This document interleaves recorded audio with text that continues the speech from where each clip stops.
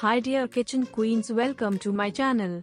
Well, we are into summer. A cold, refreshing mint margarita is a perfect summertime drink to beat the heat. Each sip of the drink is filled with fresh minty flavor. All you need is a blender and a few basic ingredients.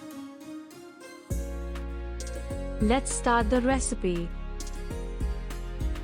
In a blender, add fresh mint, lemon juice, and 1 teaspoon black salt, 1 tablespoon icing sugar.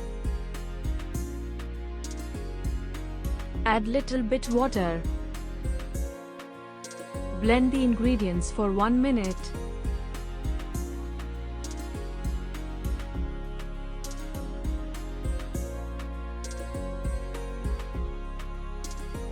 Pour the mint mixture in a glass and fill half of the glass with soda water.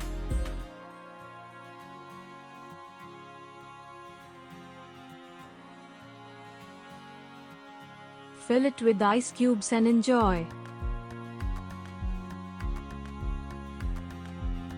Garnish with a slice of lemon.